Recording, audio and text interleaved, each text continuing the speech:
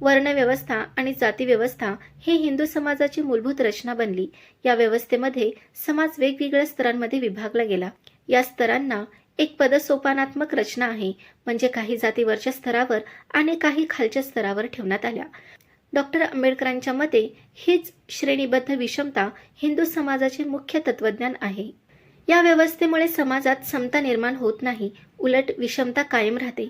त्यांनी असेही स्पष्ट केले की हिंदू समाजाचे मुख्य कार्य म्हणजे वर्णाश्रम व्यवस्था आणि जाती संस्थेचे पुनरुज्जीकरण करणे। यामुळे उच्चवर्णीयांचे हितसंबंध जपले जातात, परंतु समाजातील इतर घटकांचे नुकसान होते। डॉक्टर आंबेडकरांनी हिंदू समाजाच्या तत्वज्ञानाची तुलना पाश्चिमात्य तत्वज्ञ नीत्शे यांच्या विचारांशी देखील केली।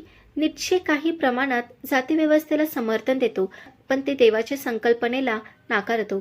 तसेच नीत्शेच्या मते श्रेष्ठ व्यक्ती जन्माने नव्हे तर गुणांच्या आधारे तयार होते, परंतु हिंदू समाजाच्या तत्वज्ञानात श्रेष्ठत्व जन्मावर आधारित आहे, म्हणजेच एखाद्या व्यक्तीचे स्थान तिच्या गुणांवर नव्हे तर तिच्या जातीवरून ठरवले जाते। हा फरक डॉक्टर आंबेडकरांनी स्पष्टपणे दाखवून दिला।